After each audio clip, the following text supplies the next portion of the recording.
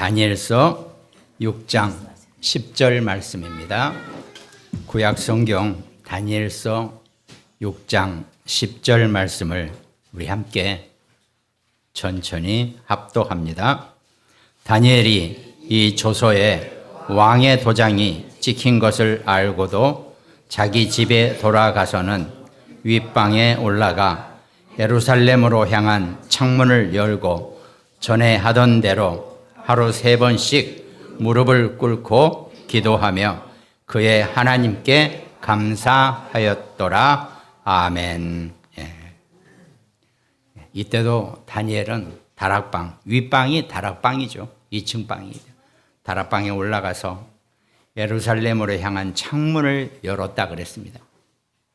만일 30일 동안 왕 외에 다른 신이나 다른 사람에게 기도를 하면은 즉시 사자굴에 던져진다는 그 금령이 포고되었고 거기에 왕의 조서까지 어인까지 찍혀 있기 때문에 이건 절대로 변할 수 없는 그런 금령이 된 거죠.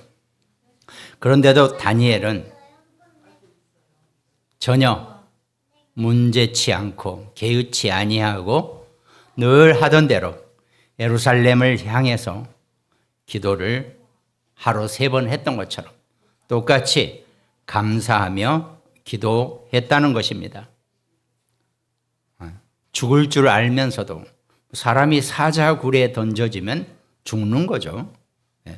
죽을 줄 알면서도 하나님께 감사를 했다는 것입니다. 여러분과 제가 오늘날 하나님께 감사한다 그래서 우리가 죽을 일은 없겠죠. 그런데도 죽을 줄 알면서도 하나님께 감사한 다니엘이 있는가 하면 죽지 않은데도 하나님께 감사 안 하는 그런 기독교인들이 많이 있다는 것입니다. 살면서 우리가 구원받은 것에 하나님께 최고의 감사할 수 있는 우리 그런 축복자가 되시기를 주님의 이름으로 축원드리겠습니다. 하나님께 감사하였더라 그랬습니다. 먼저 오늘 서론에서는 똑같이 다니엘은 구약 사람이죠. 그러나 늘 신약에서도 바울은 하나님께 감사함을 잃지 않은 그런 사람 중에 하나였죠. 더군다나 이 기독교 복음이 오늘날까지 여러분과 제가 접할 수 있는 가장 최고의 헌신자가 바로 바울이었습니다. 서론을 먼저 바울의 300%는 어떤 것인지 한번 찾아보겠습니다. 그 첫 번째가 우리가 300%라고 하는 의미는 전문성 100%, 또 현장성 100%, 미래성 100%라 그랬습니다. 그 얘기는 내 전문성, 내가 하는 어떤 내 전문성, 이게 내 안에서 100%까지 최고로 올라갈 수 있는 것을 의미한다는 거죠. 대부분 사람들이 자기 전문성도 100%를 이루지 못하고 사는 사람들이 많이 있죠. 또 어떤 대부분 사람들은 이게 내 전문성인지 아닌지 늘 이걸 내가 전문성이라고 하면서도 늘 다른 거 하고 싶고 이거면 100%가 안 되는 거죠. 대부분 인생들이 다 그렇게 살아요. 그런데 여러분과 저와 우리 자녀, 우리 후대들은 정말 자기 업에, 자기 전문성에 100%라는 그런 전문성과 자부심을 갖는 그런 축복자가 되어야 되겠죠. 그러면서 또 하나가 우리가 300%라 그러면 또 허황된 소리 같아 보이겠지만 실제로 성경에서는 하나님의 역사 속에서는 이 300%가 가능하단 말이죠. 그러면 내 자신의 정말 달란트, 내 자신의 전문성 100%, 그 다음에 이 전문성이 현장에서도 그대로 적용이 되고 현장에 많은 사람들에게 유익을 주고 정말 현장을 살릴 수 있는 그것이 현장성의 100%라는 거죠. 어떤 사람은 좋은 전문성을 가지고 있는데도 전혀 그것이 현장하고는 세상하고는 무관하고 전혀 그것이 세상에서는 쓰임받지 못하는 그런 전문성도 있다는 것입니다. 그런데 어떤 사람은 정말 그것이 현장에, 모든 현장에 골고루 다 누구나 다 좋아하고 유익하고 도움이 되는 그런 현장성의 100%가 있다는 겁니다. 더군다나 또 나머지 미래성입니다. 미래성이라는 것은 우리 후대와 계속 사람들이 그 전문성을 사용할 수 있고 끊기지 않는다는 거죠. 그것이 미래성 100%입니다. 그래서 우리가 300%라고 부르는 겁니다. 기독교는 참 허황 안에 뭔 300%가 어디 있다고. 근데 사실은 안 받아봐서 그래요. 저도 기업체에 있을 때 700% 상여금까지 받아보고 살았기 때문에 일반 작은 기업체 사람들은 700% 그러면 이해를 못하죠. 근데 우리는 그렇게도 받아봤어요. 그러니까 받아본 사람과 받아보지 못한 사람의 차이일 뿐이에요. 그럼 우리가 정말로 이 300%라는 이것이 하나님이 내게 주신 최고의 축복이고 최고의 응답이라는 것을 내가 하나님께 감사하면 이미 내가 감사해 버렸기 때문에 하나님이 내게 안 주실 수가 없는 거죠. 그잖아요. 이걸 내가 누구한테 줄까 하는데 누가 나한테 감사합니다 그러면 줘야죠. 그게 하나님의 여러분과 저와 우리 자녀, 우리 후대를 향한 하나님의 은혜고 축복입니다. 우리가 하나님의 은혜를 원한다라고 얘기했죠. 은혜는 뭡니까? 지금 제 앞에 요 볼펜이 하나 있죠. 내가 이걸 이렇게 갖는 것은 은혜가 아니에요. 이건 내 것이니까. 내가 쉽게 취득할 수 있는 거니까요. 그러나 도저히 내가 얻지 못하고 내 힘으로는 취득하지 못할 것이 내게 오는 것을 은혜라고 한다는 겁니다. 하나님의 은혜 속에 살아봐야지 은혜가 뭔 줄을 알죠. 은혜를 그걸 못 누려보니까 늘 우리는 은혜라고 해도 전혀 실감이 안 난다는 얘기입니다. 정말 하나님은 여러분과 저를 위해서 우리 믿는 자를 위해서 300%가 아니라 그 이상을 우리에게 준비하시고 우리에게 주시려고 다 예비해 놓으셨는데 우리가 그거를 보지 못하고 누리지 못한다는 겁니다. 바울은 초대교회 성경에서 하나님이 바울에게 주신 전문성은 사도행전 9장 15절에 주께서 이르시되 가라 이 사람은 내 이름을 이방인과 임금들과 이스라엘 자손들에게 전하기 위하여 택한 나의 그릇이라 그랬습니다. 택한 나의 그릇이. 바울은 하나님께 선택함을 받은 사람이었다니까요. 근데 원래 바울이 어렸을 때 부른 이름이 사울이었습니다. 그런데 다메섹 도상에서 예수 그리스도를 만나고 그 사울이 이름을 바울로 바꿨단 말이죠. 바꿔 불렀어요. 그럼 원문에서도 사울은 뽑힌 자입니다. 사람들이 뽑은 자를 의미합니다. 사람들에게 뽑은 자, 이게 사울의 이름 뜻입니다. 근데 바울은 선택된 자라는 뜻을 가지고 있어요.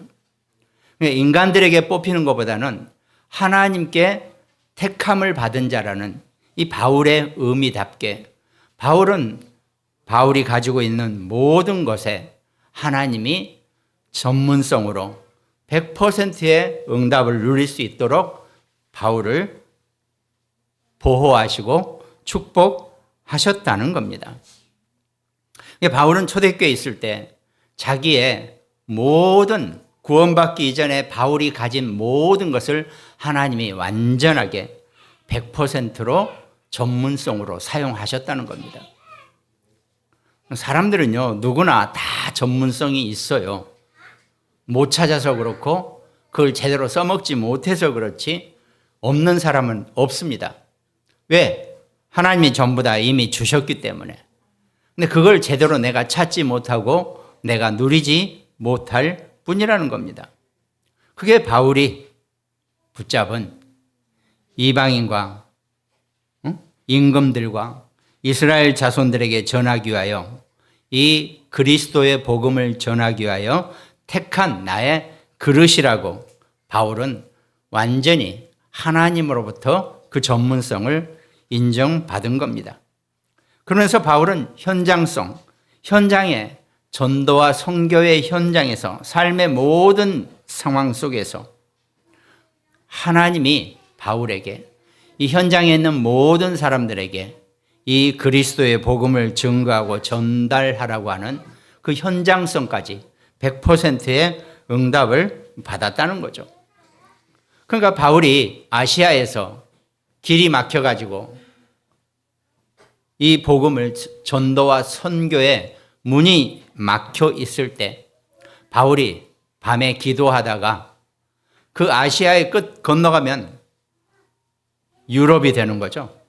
오늘날 터키의 이스탄불 그쪽 지역이 마게도냐 지역이죠. 그 마게도냐 사람 하나가 쉽게 말해서 바울은 아시아 사람이에요. 우리하고 좀 체질이 비슷합니다.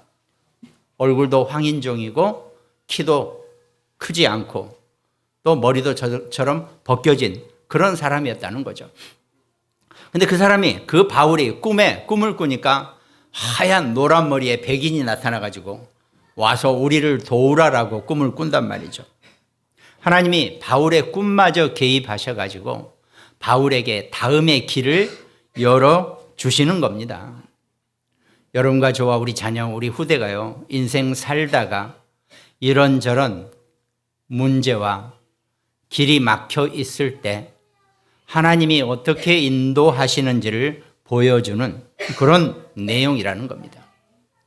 그것이 우리의 끝이 아니라 항상 하나님은 내가 끝났다고 생각할 때 하나님은 늘 우리에게 새로운 문을 열어주신다는 겁니다. 그걸 볼 수 있어야 되죠. 그래서 그 마게도냐를 들어와서 쭉 그리스, 그 당시에는 그리스가 문화의 중심지였기 때문에 그리스의 저 아데네, 그 다음에 고린도까지 이렇게 내려온단 말이죠. 그 고린도에서 때마침 사도행전 18장에 보면은 아굴라라 하는 본도에서 난 유대인 한 사람을 만나니 글라우디오가 모든 유대인을 명하여 로마에서 떠나라 한 거로 그가 그 안에 브리스길라와 함께 이달리아로부터 새로 온지라 바울이 그들에게 가매 생업이 같으므로 함께 살며 일을 하니 그 생업은 천막을 만드는 것이더라 그랬습니다. 사도행전 18장 2절 내용입니다. 자, 유대인들은 디아스포라로 다 흩어져서 살게 됐죠. 그래서 당연히 이탈리아 로마에도 유대인들이 살고 있었어요. 그런데 유대인들은 좀 특성이 있어요. 가면 자기들끼리 다 연합을 잘합니다. 근데 연합을 잘하는 대신에 또 싸움도 잘해요. 왜? 서로 내 것이 옳다, 서로 내가 맞다 하고 하다 보니까 이 싸움도 연합도 잘하지만 또 서로 분열도 많아요. 근데 그 분열이 심해져 가지고 로마를 완전히 어지럽히니까 그때 황제 글라우디오 황제가 에이 보기 싫어. 모든 유대인들은 다 로마를 떠나라 해버렸어요. 근데 아굴라라고 하는 이 유대인이 로마에 가서 로마 여자와 결혼한 거예요. 국제 결혼을 한 겁니다. 오늘날 말로. 그 여자가 프리스길라죠. 근데 남편이 로마를 떠나야 되니까 부인도 로마를 떠나서 배를 타고 그 그리스 반도의 맨 아래쪽 고린도의 배가 항구가 크니까 그쪽으로 들어왔단 말이죠. 그때 하나님이 이 바울을 아까 마게도냐로 건너와서 쭉 아데네를 지나서 고린도까지 내려오면서 이 브리스길라 부부를 만났는데 만나고 보니까 둘이 업이 같아요. 업이 같다는 얘기는 유대인들은 다 자기 생업을 하나씩 가지고 있어요. 전문성이죠, 그게. 이게 바울의 생업은, 전문성은 바울이 선교사이기도 하지만 자기의 자비랑으로 다녔기 때문에 자기의 이게 있어요. 자기 업이 있었어요. 그 업이 바로 텐트를 만드는 일이었습니다. 그게 바울의 전문성이었어요. 바울은 그 텐트를 만드는 일을 하면서 어딜 가더라도 그 일을 하면서 자기의 모든 선교비를 충당했다는 겁니다. 근데 마침 그 브리스길라 부부하고 업이 똑같이 천막 만드는 일이었기 때문에 자연스럽게 만나면서 그 브리스길라 부부가 바울의 평생의 선교 사업의 동역자로 이렇게 산다는 겁니다. 그들은 나를 위하여 자기 목숨까지도 걸었다라고 그렇게 표현할 만큼 그런 만남의 축복을 갖게 된다는 겁니다. 바울은 어떤 현장 속에서도 그 현장을 전부 다 변화시키고 그 현장을 치유케 하는 그런 현장성의 100%의 응답을 가지고 있었습니다. 그러면서 또 하나 미래성입니다. 바울은 이 렘넌트의 중요성을 알기 때문에 가는 곳마다 유대인 회당에 들러서 또 두란노 서원에서 이 자녀들 후대를 가르치는 일에 자기의 모든 100%의 응답을 사용한 거겠죠. 이렇게처럼 여러분과 제가 우리가 살면서 내 인생의 삶을 한번 뒤집어 보십시오. 그럼 나는 도대체 내 전문성은 뭐고 나는 도대체 이 전문성을 몇 퍼센트 가지고 있고 또 내가 이걸 내 삶의 현장에서 내가 어떻게 100%를 쓰고 있는지 또 내 이것이 과연 미래까지 정말 우리 후대를 위해서 우리 자녀들과 렘넌트들에게 어떻게 응답이 되어지는지 나름대로 자신의 300%를 정리를 해보면서 인생을 산다면은 아마 하나님이 절대로 가만 있으실 분이 아닙니다. 하나님은 끝까지, 하나님은 뒤끝도 길지만 하나님은 자기 백성을 위해서 정말 조금이라도 아낌없이 다 허락하신다는 겁니다. 근데 미안하지만 하도 하나님의 그런 축복과 응답을 제대로 보지 못하고 누려보지 못했기 때문에 늘 그런 부분에 혼동을 가져오고 우리가 늘 속고 사는 그런 신앙생활을 우리가 많이 하게 된다는 겁니다. 우리가 정말로 메시지대로 언약대로 하나님이 이미 여러분과 제게 주신 이 300%의 전문성과 현장성과 정말 미래성을 온전하게 붙잡고 사는 그런 축복자가 되시기를 주님의 이름으로 축원드리겠습니다. 그럼 본론에 여러분과 저는 우리 각자는 그럼 나는 그렇죠. 바울은 그렇게 했다 칩시다. 그럼 나는 그리고 내 후대는 이걸 볼 수 있어야 되겠죠. 그걸 하기 위해서 성경에서 말씀하고 계시는 이 언약에 의해서 우리가 어떻게 해야 할 것인가 이게 우리가 좀 잡아봐야 되겠죠. 그 본론의 첫 번째가 바꿀 것입니다. 우리는 나를 바꿔야 된다라고 얘기하죠. 근데 나를 바꿔야 한다니까 어떻게 바꿔야 하고 무슨 방향으로 바꿔야 할지를 대부분 다 못해요. 그냥 옷만 갈아입으면 바뀌는 것 같고 세수만 하면 내가 바뀌어지는 것 같죠. 그렇지 않다는 겁니다. 영적으로 내가 먼저 바뀌어져야 한다는 겁니다. 옷은 안 바꿔도 됩니다. 얼굴은 안 바꿔도 됩니다. 그러나 내 영적인 것이 먼저 온전하게 바뀌어져야 한다는 겁니다. 근데 만약에요, 사람이 당연히 바꿔야 할 것을 안 바꾸고 살면 무슨 문제가 생깁니까? 없는 문제까지도 생기는 게 그 문제입니다, 지금. 전혀 나한테는 생겨날 것 같지 않은 문제도 발생한다는 겁니다. 그럼 우리는 바꾸기 위해서는 먼저 뭘 해야 됩니까? 버릴 수 있어야 한다는 겁니다. 아무렇게나 사람을 버리라는 얘기. 나는 사람과 사람이 벌이는 일은 난 절대로 그런 일은 안 하는데, 그게 아니고 정말 내 안에 내 생각이나 내 습관, 내 체질 정말 바꾸고 버려야 한다는 겁니다. 그냥 아니에요. 괜찮아요.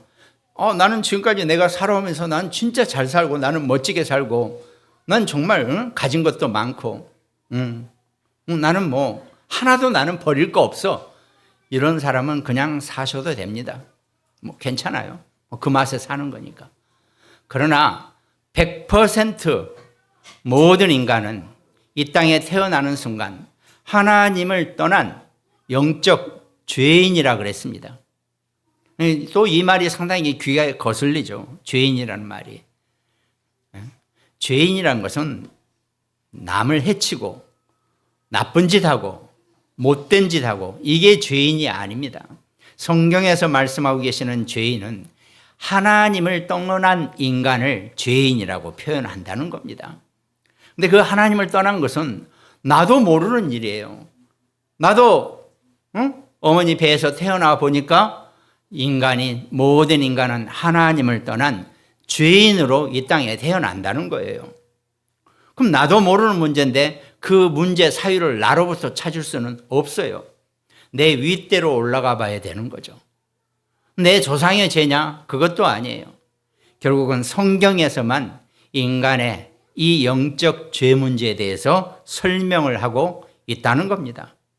성경에서만 인간이 왜 죄인으로 이 땅에서 그 문제 가운데 사는지 원인을 밝히고 있다는 겁니다. 모든 인간이 하나님이 창조하셨다 그랬죠. 하나님이 창조하셨기 때문에 인간은 반드시 하나님과 함께 해야지만이 가장 안정적이고 가장 평안한 상태가 된다는 겁니다. 저 아이 리아가 엄마 품에 있어야지만이 얘가 가장 새록새록 잠자고 아주 평안하단 말이에요. 그런데 쟤를 갑자기 뜯어가지고 누구야? 우리 김은주가 쟤를 안고 있다고 생각해 보세요. 뭔가 느낌이 달라요. 얘가 울어요. 편치 못해요. 제가 안아도 마찬가지입니다. 아이는 자기 엄마 품 안에 있어야지만이 가장 안정적이고 가장 평안한 상태가 된다는 겁니다. 인간도 마찬가지입니다. 인간도 하나님이 창조하셨기 때문에 하나님과 함께 해야지만이 가장 안정적이고 가장 평안한 상태가 된다는 겁니다. 근데 우리는 그걸 몰랐죠. 그냥 어머니 배에서 나와가지고 그냥 열심히 살았단 말이죠. 하나님 없이 살았단 말이죠. 최선을 다해서 살았어요. 그런데 늘 어느 한 구석에서는 영적으로 끊임없이 문제 가운데 사는 것이 인간의 문제였다는 겁니다. 이건 모든 인간이 똑같이 겪는 문제입니다.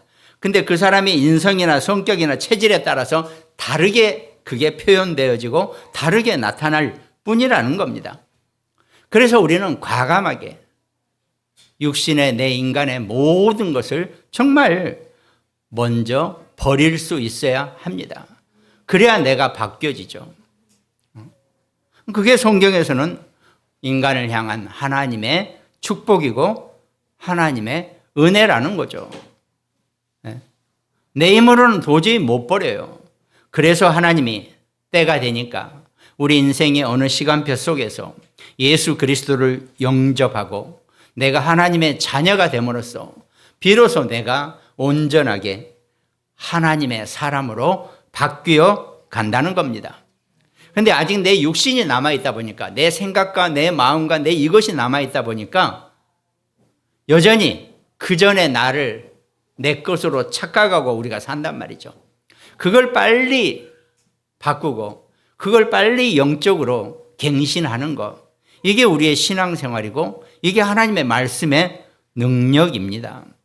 그게 안 되면요, 그런 이미 영적으로 문제 속에 있는데 그 위에 덮어서 계속 살다가 어느 순간 그 영적인 문제가 터져 나오면 걷잡을 수 없는 재난 속에 빠지는 것이 인생이 되어 버린다는 겁니다. 그걸 하나님이 염려하셔서 그렇게 되지 말라고 십자가의 그리스도를 통해서 우리의 모든 하나님을 떠난 그 영적 재앙의 문제를 그리스도가 십자가에서 완전히 대신해 주셨다는 겁니다. 성경은 그 스토리를 얘기하고 있다는 겁니다. 물론 이 땅에는 우리는 기독교는 종교가 아니라고 우리는 얘기합니다. 우리는 하나님이 우리에게 주신 복음이라고 표현을 하죠. 그러나 세상에는 많은 종교가 있어요. 유사 종교. 그리고 전부 다 그 종교마다 다 하는 얘기가 있습니다. 그런데 어떤 종교의 경전을 뒤집어 보더라도요, 인간이 문제가 생긴 그 원인에 대해서는 얘기하지 않아요. 잘 찾아보세요. 없어요. 인간이 이런 문제가 생긴 것에 대한 원인은 오직 성경의 창세기에만 밝히고 있다는 겁니다. 나머지 모든 종교 서적에는 사람은 남에게 자기를 죽여서라도 남을 위해 좋은 일을 하고 남에게 착한 일을 하고 남에게 이런 것만 나와 있지, 인간이 왜 어떤 문제로 이런 사건이 생겼는지는 어떤 종교도 밝히지 못한다는 겁니다. 근본적인 문제를 찾아야지만이 그 문제의 해답을 얻을 수 있는 거죠. 그래서 우리가 바꿔야 되고 버려야 된다라고 우리가 표현한다는 겁니다. 성경의 창세기 3장에서는 인간이 하나님을 떠나 하나님과 분리된 그 사건을 표현하고 있다는 겁니다. 그러니까 인간이 제 아무리 착하고 성실하고 좋은 인품을 가졌다 할지라도 하나님을 떠난 그 문제를 온전하게 해결하지 못하면 결국은 어느 순간에 그 하나님을 떠난 저주와 재앙 때문에 문제가 생겨난다는 겁니다. 그걸 우리가 분명히 알고 그걸 확실히 내 생각과 마음 속에서 내 영적인 것을 내가 바꿔내야 한다는 겁니다. 그런데 하나님을 떠난 우리 인간에게 가까이 접근한 것이 바로 하나님을 대적한 사단이라고 하는 또 다른 영적 존재가 있었다는 겁니다. 그 사단이라고 하는 영적 존재가 우리 인간들에게 달콤하게 또 듣기 좋게 보기 좋게 우리를 속이는 겁니다. 그걸 우리가 미끼라 그러잖아요. 사단은 모든 인간에게 그런 미끼를 던져주면서 자기가 하고 싶은 대로 우리 인간을 조종하고 있다는 겁니다. 조종당한다는 게 기분 나쁜 얘기 같지만 우리 모든 인간은 전부 다 사단에게 너희 아비 마귀라고 했던 것처럼 거기에 꼼짝없이 묶여서 산다는 겁니다. 그래서 그 문제를 해결할 수 있는 유일한 방법이 십자가의 예수 그리스도가 우리 인간의 모든 하나님을 떠난 그 영적 근본 문제를 십자가에서 대신 짊어지시고 해결해 주셨다는 겁니다. 왜? 예수님은 곧 하나님이시기 때문에 하나님의 능력으로 예수님 이전의 모든 인간들, 곧 아담과 하와의 후손의 모든 인간들로부터 시작해서 앞으로 몇 대가 될지는 모르지만 모든 미래의 모든 인간의 그 하나님을 떠난 죄 문제를 십자가에서 혼자서 대신 해결해 놓으셨다는 겁니다. 예수님은 하나님이시기 때문에 그런 능력이 있으세요. 그 당신이 혼자 십자가에서 죽으심으로 인간이라고 생긴 모든 인간의 죄 문제를 완전히 대신 해결해 줄 수 있는 권세와 권능이 있으시다는 얘기입니다. 이걸 잘 이해하지 못하면 아니 그 한 사람이 죽어가지고 모든 인간의 죄가 어떻게 다 해결되냐 이렇게 우리가 의문을 품을 수 있죠. 맞습니다. 참 올바른 생각을 하고 정상적인 생각입니다. 그런데 예수님은 하나님이시기 때문에 모든 인간의 죄 문제를 대신 해결을 하실 수 있는 대표성을 갖고 계신단 말이죠. 하나님의 능력으로. 사람들이 이걸 착각해가지고 아니 예수님 한 명이 죽었는데 어떻게 모든 인간의 죄가 다 해결되느냐 이렇게 질문하는 불신자들이 많이 있죠. 만약에 그 예수님이 하나님이신데 모든 인간의 죄를 그 한 분이서 해결하실 수 있는 능력이 없으시다면 저는 예수님 믿으라고 얘기하고 싶지도 않아요. 믿을 필요가 뭐가 있어요? 그런 무능력한 사람, 분한테 뭘 우리가 믿어요? 그러나 예수님은 하나님이시기 때문에 우리의 모든 인간의 죄를 혼자 대신 지실 수 있다는 겁니다. 아니 전쟁터에서도 장군 한 명하고 병사 100명하고 바꾸잖아요. 인간 세상에서도. 서로 포로 교환할 때 야 너네 여기 장군 우리가 풀어줄 테니까 우리 붙잡힌 장병들 100명 보내. 이렇게 서로 딜이 되는 거예요. 거래가 되는 거예요. 인간 세상에서도 있을 수 있잖아요. 그럼 뭐예요? 그 장군이라는 인간 한 명이 100명의 인간하고 맞먹는다는 얘기예요. 하나님은 능력이 있으시기 때문에 모든 인간의 죄를 혼자 다 감당하실 수 있고 대신하실 수 있다는 겁니다. 그래서 누구든지 십자가의 예수 그리스도를 고백하고 그 이름을 받아들이기만 하면 하나님의 자녀가 되고 모든 하나님을 떠난 죄 문제를 완전히 해결받을 수 있다는 것입니다. 이게 우리 안에서 생각이 바꿔져야 돼요. 근데 우리가 워낙 어렸을 때부터 세상 교육만 받고 세상 것에만 우리가 우리의 모든 기준을 삼고 살았기 때문에 좀처럼 안 바뀌어요. 그런 하나님의 신성이나 그 하나님의 그 영적인 권능을 우리가 감히 느껴보지도 못했고 맛보지도 못했고 보지도 못했기 때문에 잘 안 믿겨져요. 우리 신앙인들의 가장 큰 딜레마가 거기에 있다는 겁니다.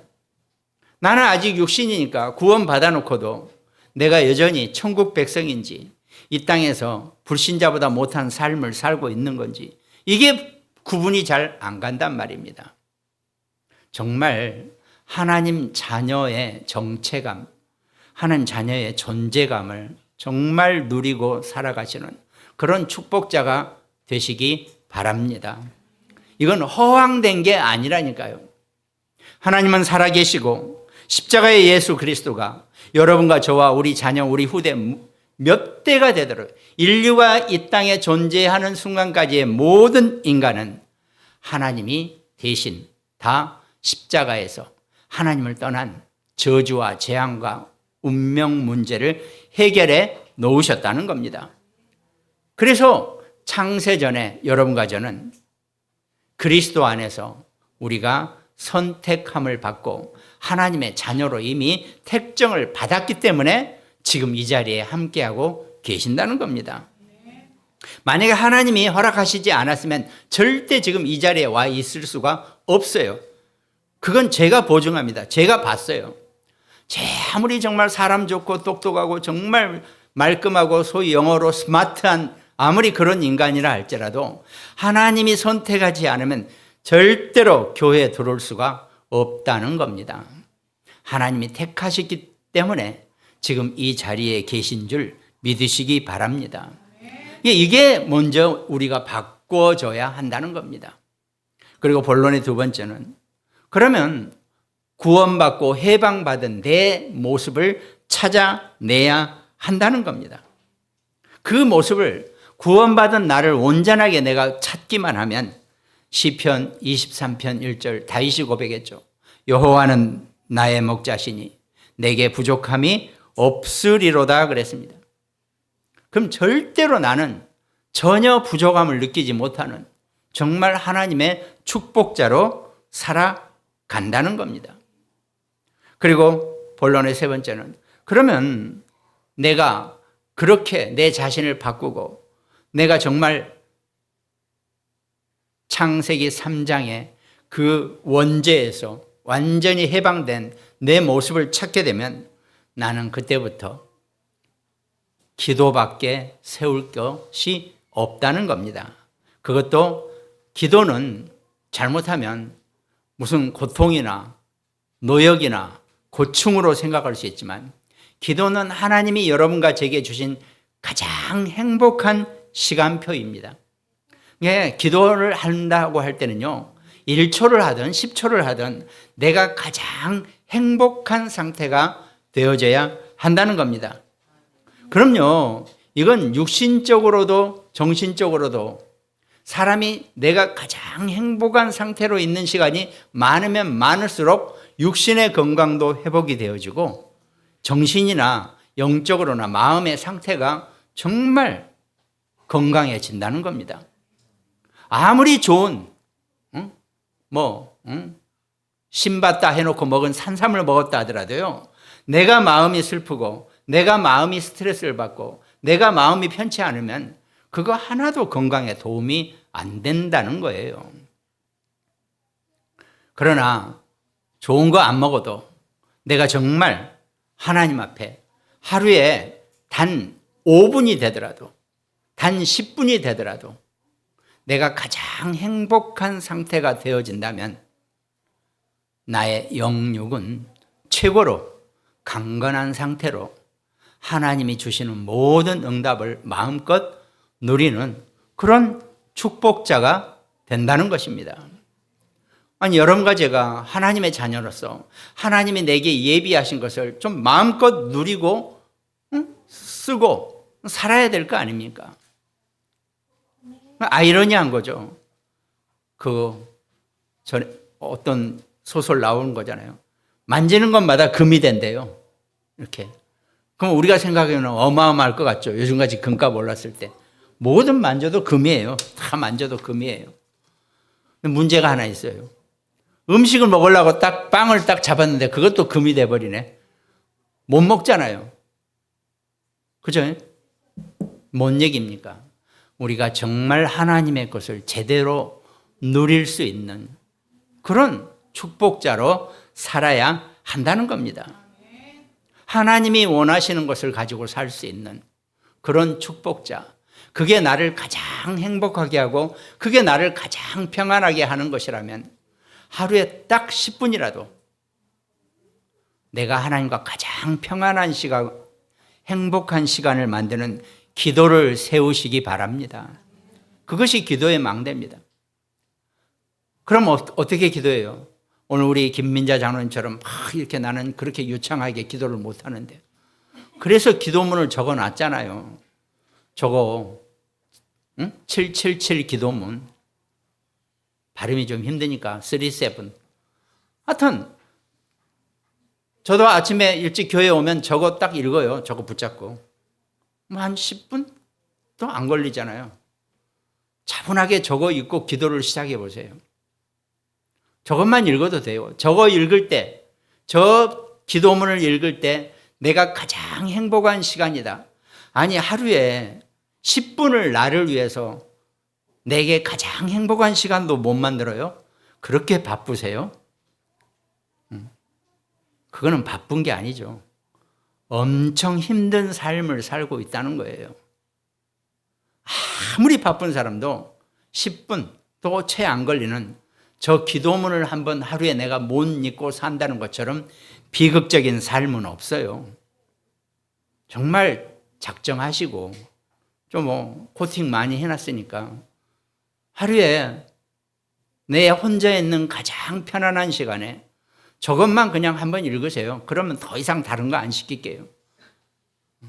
너무 우리가 그냥 눌려 사는데 저 기도문 한 번만 하루에 읽었다. 하나님이 전무후무한 응답과 축복을 허락하실 것입니다.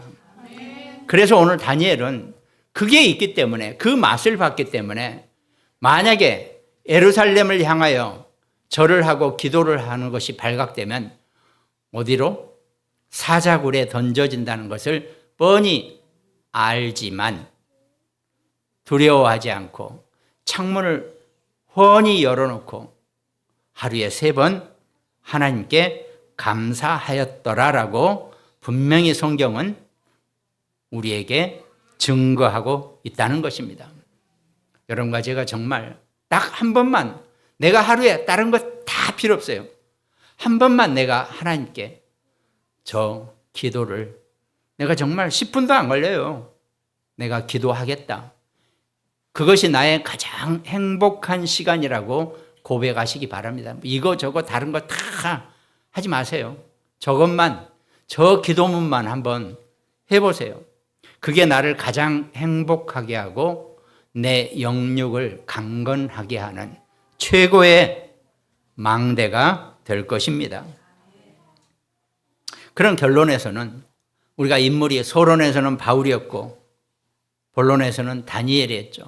결론은 400년 동안 애굽의 노예 생활을 했던 이스라엘 모세의 출애굽하는 모든 준비를 하나님이 다 들으시고 모세에게 출애굽의 모든 준비를 시키신 거죠. 모세가 애굽의 왕자로, 그것도 양자로 들어간 왕자였죠. 그 왕자 생활을 40년간 하면서 왕자로 호화롭게 살았지만 자기 백성의 고통을 보고 이스라엘 유대인을 괴롭히는 그 애굽인을 죽이고 쫓겨났단 말이죠.